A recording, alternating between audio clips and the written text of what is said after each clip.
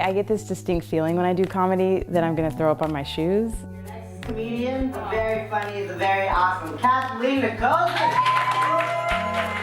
I am a shy and private person, but it's been so worthwhile to get on a stage and do that. Oh, I was at a comedy show the other day and I was behind the scenes and one of the younger comics came up to me and she said, I'm just so glad that like it gives me so much hope to see like a lesbian your age who still like goes out at night. And she just meant like 7 p.m. on a Tuesday. When I started, I was told to, as a female comic, to avoid talking about your mom, don't talk about your period. My mom wanted me to be gay so bad that I was like, no! No, I'm not gonna be what you want, Mom. I'm gonna be a fucking rebel. I'm gonna suck this.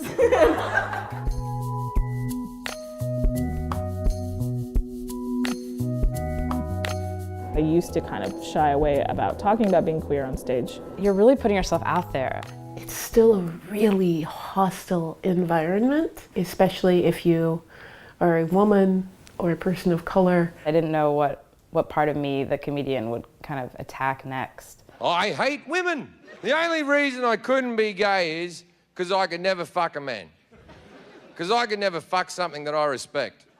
I think a lot of liberal, white, male, straight comedians have positioned themselves as the voice of everyone else. I was talking to this guy who's Native American, and he's like, I can't grow facial hair because I'm Native American. I'm like, I guess if you tried to grow facial hair, it'd be a patchy beard. He didn't laugh at all. He was like, I'm Cherokee. I was like, it was a joke, and it was awesome. Go ahead and use it. I would do these rooms where other comics would be welcomed and kind of do a lot better being like, oh, aren't women the worst? And like, my life, and like whatever. Right at the top of the list, when you think of great inventions about women, you think of the, Some people think that that's comedy because it has been for like a long time. They make fun of something about another person that they haven't had to deal with. You see everyone laughing who's obviously having a shared experience. You're not in that. You are once again reminded that you're in the minority and that minority status is something that other people find entertaining. What do you know about that? Like, you don't get to make fun of that. It's like if we go down that road of, hey, don't make fun of this, don't make fun of that, as long as you're trying to be funny, you're okay. Someone else saying something about your comedy isn't censoring you. That's a discussion we're having. As society members, we do usually sit and listen to stuff like that. And finally, we're just saying no. You can stand up to those people and you can get up and leave and you can not give them your money or you can ask for your money back. It's scary for a lot of people who have established a career based on diminishing people. We do the sexy stuff. It was really good. Like, I still can't talk about it. It was that good. It's like the opposite of PTSD. Like, what is that called? And he's like, happy memories? I didn't realize how much my material was kind of subtly political. When you can go up there and talk about white privilege and make white people in the audience laugh, and part of them are gonna think about that, like, oh, we do that. And I know there are a lot of white people here, so please don't get upset. Anyway, but no, you will, because that's what you do. But you're so cute.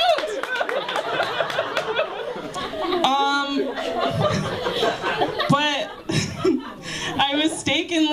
I mistakenly told some white friends that I didn't know what This American Life was. I started doing stand-up in Seattle and I realized that I was like one woman out of like 70 people signing up for an open mic. The owner of the place, he came out first and he goes, hey, don't do any jokes about your lifestyle. And he like gave me the swipe. Lately, we've been doing a lot of comedy shows in my living room. That's kind of the backstage, like that hallway right there. Where we say that this is going to be a hate-free space. That includes no racism, no transphobia, etc. No, we gotta save it for it's gotta be organic, you know? What's up, party people? I don't know a lot about what's gonna happen in the afterlife, but I hope that I get there and they sit you down in front of like a big gaydar machine and they tell you like, who through your life was queer? Like, I want them to like project the picture of like my 6th grade Spanish teacher and be like, he was gay, you were all right. Like, your first girlfriend was not gay, that was all a misunderstanding. You know, you just kind of push, you open it a little bit more, you go a little further. So I am a fat person, I mentioned that earlier. I'm fat. Most of the time I say that in conversation. And even like at comedy shows, someone will say to me, no, you're not. Just, right? I actually had someone yell out, you're beautiful. Yeah, I know. Like, what? I'm kind of giving people permission to laugh about something that otherwise they may use against me. But I love being fat. There are a lot of pros to being fat. Here are the pros, everything. I mean, a lot of people use comedy as therapy, but it's also therapy for the audience.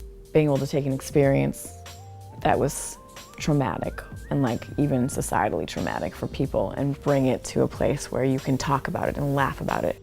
Because they don't feel lectured, they don't feel yelled at if you're doing it right. And the people who have the best gaydar are children. Like, often when I'm at the grocery store or something, like a little child will like whip their head around and they start watching me across the grocery store.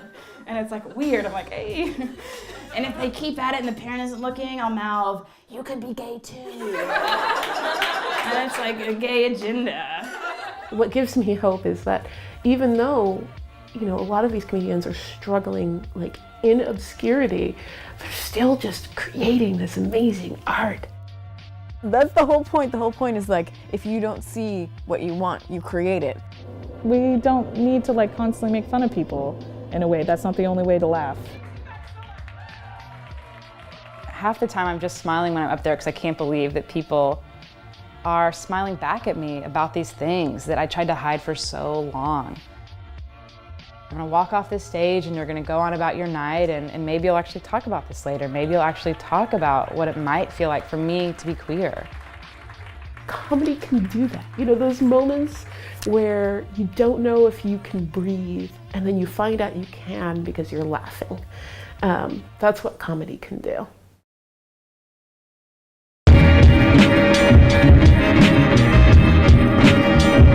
Thank you all for being here. I came to talk to you tonight about cultural appropriation.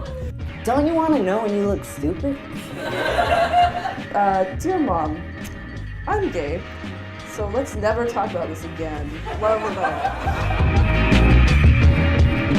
I've been doing the hormones thing for about like a year and a half, 2 years now. Got some small boobs out of it. So it hasn't been a total bust. And one thing that I have got down is this haircut. I have the same haircut all night. Sometimes I like to bone straight girls. I don't really know if lesbians bone, but I mean like fingers have bones, so that must count for something. Like kids would come up to me and be like, hey Lucy, here's some garbage, you wanna eat this garbage? And I'd be like, a plague on both your houses! And like run away.